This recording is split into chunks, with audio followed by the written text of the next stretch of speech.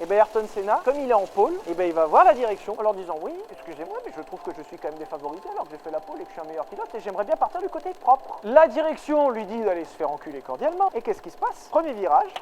Ça c'est extrêmement important, Senna va quand même déboîter. Attention, et c'est l'accrochage. Et ben Ayrton Senna volontairement percute Prost au premier virage, abandon des deux. Et donc en 90, Senna gagne le prix de champion du monde le plus pourri de l'histoire de la Formule 1.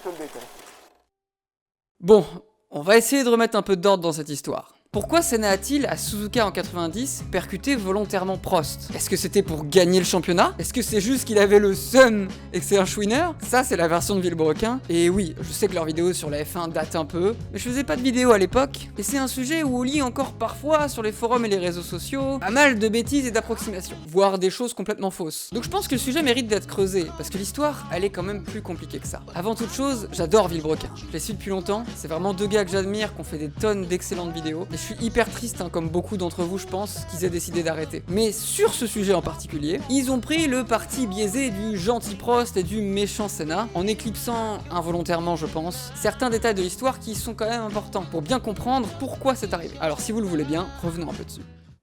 La rivalité de Senna et de Prost, je pense que c'est la plus connue de l'histoire de la F1. Et le but c'est pas de revenir en détail sur celle-ci dans cette vidéo, mais uniquement sur cet événement particulier. Mais résumons vite fait pour poser un peu le cadre. À la fin des années 80, le Brésilien Ayrton Senna et le Français Alain Prost étaient au sommet de la F1. Sur les 3 saisons 88, 89 et 90, ils se disputeront le titre. Ils étaient d'abord tous les deux chez McLaren, en 88 en 89, avec une McLaren qui roulait complètement sur la concurrence à cette époque, ce qui explique pourquoi ils se sont disputés le titre aussi. Mais en 90, vu que la relation entre Senna et Prost s'était vraiment beaucoup dégradé, Prost part chez Ferrari, mais la Ferrari en 90 est méga performante aussi, donc ils se battent à nouveau pour le titre, Senna chez McLaren et Prost chez Ferrari. Et c'est donc sur cette saison 90 que va se dérouler ce fameux événement justement. Lors de l'avant-dernier Grand Prix, au Japon, Senna décide de percuter volontairement Prost au départ du Grand Prix. Et oui, il assumera bien que c'était volontaire quelques temps après. Et ça dans le tout premier virage du Grand Prix, quand Prost réussit à le dépasser au départ. Le double abandon qui s'ensuit permet à Senna de devenir champion du monde, parce qu'il était devant au championnat avant cet accrochage. Et oui, un champion du monde sur un accrochage, c'est très moche. Mais c'est pas la seule fois que c'est arrivé, parce que notre cher Schumi, il a essayé de le faire 2 fois. Et sur l'une d'elles, il s'est carrément fait dégager du championnat pour avoir tenté une manœuvre pareille. Et il se touche, et il s'accroche, et merde. Alors pourquoi ça n'a pas été le cas de Senna? Surtout si c'était volontaire. Alors de 1, il n'y a pas eu de flagrant délit. Comme j'ai dit, il a avoué que 1 an après que c'était volontaire. Donc avant qu'il avoue, il avait encore le bénéfice du doute, même si en vrai personne n'y croyait vraiment à sa manœuvre qui venait de beaucoup trop loin, mais on lui a laissé la présomption d'innocence. Et quand on a su 1 an plus tard, bah c'est trop tard. On revient pas sur l'histoire de la F1 une fois que c'est déjà passé. N'est-ce pas monsieur Felipe Massa? Ensuite, là où Schumacher, à chaque fois, c'était une manœuvre désespérée parce qu'il n'avait plus que cette option pour gagner le championnat, et on reviendra sur la fois où il a pas été disqualifié parce que c'est quand même un peu honteux en vrai. Senna, c'était pas du tout le cas. Il avait en termes de points plus d'1 victoire d'avance sur Prost, donc il était confortablement devant. Et il y avait encore une course après Suzuka, c'était pas le dernier Grand Prix. Et puis c'était que le début de la course. S'il était plus rapide, il pouvait encore repasser après le départ. Sans compter le fait qu'avec un tel accident, il y avait des grosses chances qu'il y ait un drapeau rouge, même à cette époque. Et à cette époque d'ailleurs, un drapeau rouge, ça permet aux pilotes qui ont abandonné de pouvoir prendre la 3e voiture qu'on appelle le mulet, qui existait à l'époque, et de faire le nouveau départ. Donc Prost aurait pu repartir. Donc Senna, il avait pas besoin de faire ça pour gagner le titre et ça lui garantissait même pas d'avoir le titre. Alors pourquoi il l'a fait? Bon, je fais monter un peu le suspense pour rien en vrai parce que je pense que tout le monde est déjà au courant et puis Villebrequin en ont parlé dans leur vidéo de toute façon. La raison, c'est cette grille de départ. L'histoire est connue, sur la plupart des grilles de départ, il y a un côté où la piste est propre et un côté où la piste est sale. Le côté propre, c'est le côté sur la trajectoire où les voitures passent tout le temps, il y a de la gomme, le passage des voitures dégage la poussière. En bref, on a une belle piste où il y a plein de grippe pour pouvoir prendre un bon départ. Et de l'autre côté, c'est le côté sale où les voitures ne passent jamais. Il y a de la poussière, il y a pas de gomme, ça accroche pas et du coup les départs sont plus compliqués. Pour des raisons évidentes, normalement on fait partir le pilote en pole position du côté propre.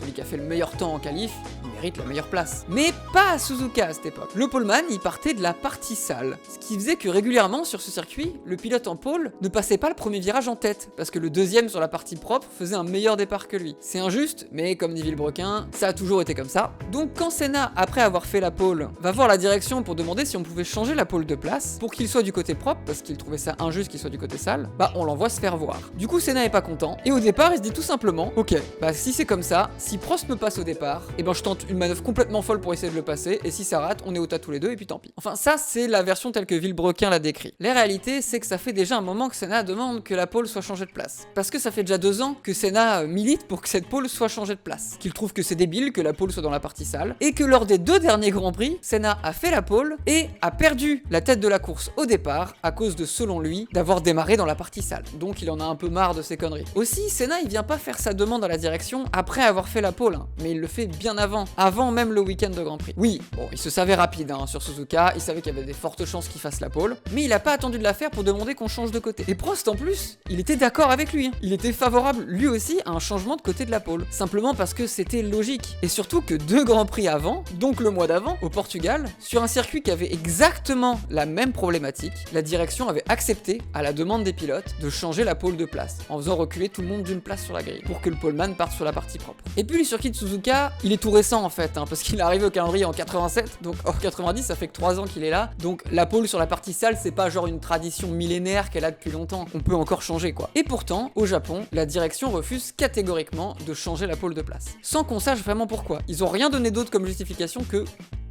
parce que. Mais pour Senna, la raison elle est bien simple. Le dirigeant de la FIA de l'époque, c'est Jean-Marie Balestre, un Français, comme Prost.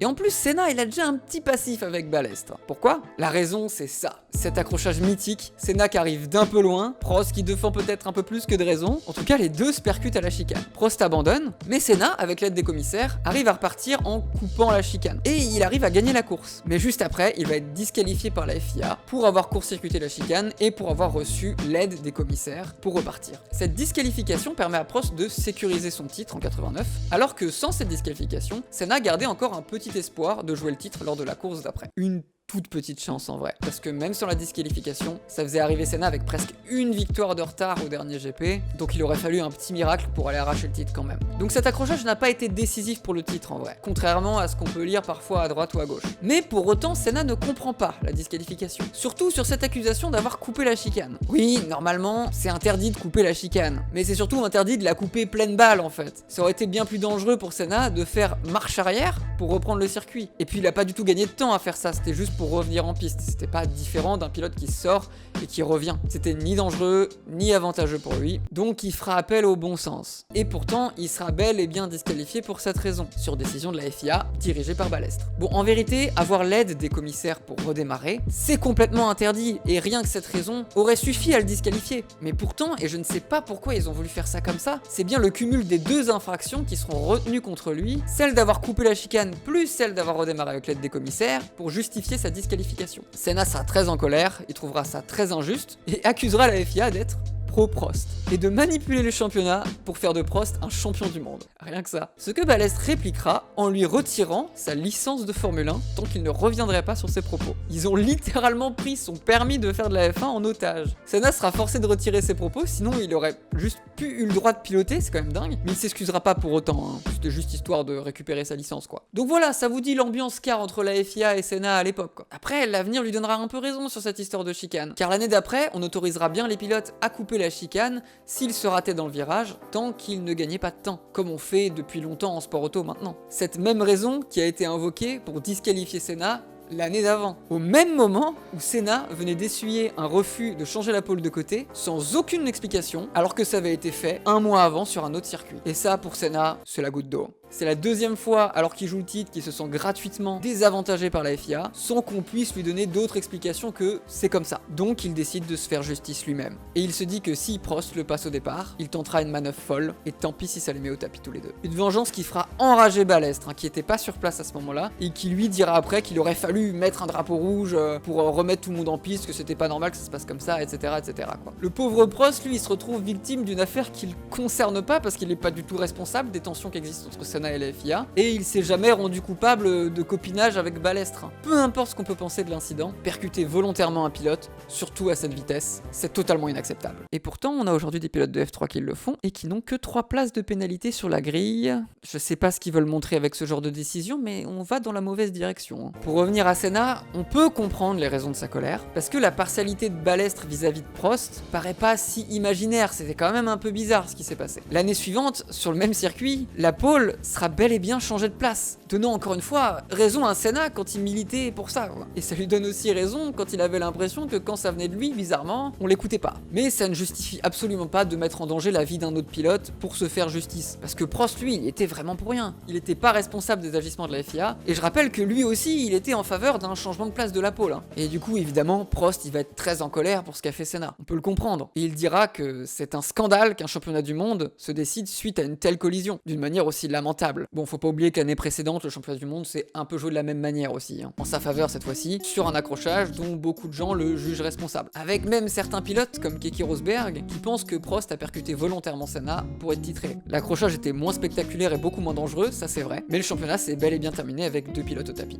de la même manière. Il y aurait des choses à dire sur cet accrochage et comment il peut être interprété, mais ce qui est sûr, c'est que ça n'a pas non plus été une très belle finale pour le titre. Prost, il va dire aussi sur Senna que cet homme ne vaut rien, il n'existe plus pour moi. Des mots très durs, qui représentent bien la haine qui se vouait l'un envers l'autre à cette époque. Et c'est fou qu'ils se soient malgré tout réconciliés quelques années plus tard, un peu avant la mort de Senna. Je trouve ça beau qu'ils étaient capables de faire ça malgré l'énorme passif qu'ils ont eu, et qui se sont vraiment détestés quand ils couraient ensemble. Donc voilà, je voulais faire une petite vidéo pour un peu revenir sur cet événement, en essayant de pas trop prendre parti, même si je me revendique pas objectif non plus, je suis pas journaliste, mais je voulais donner un maximum de cartes en main à chacun pour que tout le monde puisse se faire son propre avis. Je rappelle que même avec le contexte, l'accrochage est totalement injustifiable, surtout sur un virage comme ça à haute vitesse. En plus sur Prost, qui est honnêtement un pilote qui a toujours été très propre dans sa carrière, et dont la seule ombre au tableau reste cet étrange accrochage de 89, qui fait encore débat, mais c'est beaucoup moins que Senna, qui avait un style explosif et qui avait pas beaucoup de copains sur la piste. Il était pas très sage en course. Mais c'est aussi ces deux caractères très opposés qui ont forgé la légende de leur rivalité. Malgré tout, je trouvais que l'image que Villebrequin donnait de Senna était un peu biaisée sur cet incident, le faisant passer pour un chouineur complotiste un peu, en occultant une partie de la vérité qui est quand même importante, et qui explique pourquoi Senna se sentait injustement désavantagé par la direction de course. Comme j'ai dit, je pense pas que ce soit volontaire de la part de Villebrequin, je pense qu'il s'était juste pas forcément très bien renseigné, mais je pense que c'est important de connaître toute l'histoire avant d'émettre un jugement sur chacun des acteurs de l'incident. Mais ils ont tout comme chacun d'entre nous, le droit d'avoir un avis sur le sujet. Moi je vous laisse vous faire le vôtre, chacun aura le sien.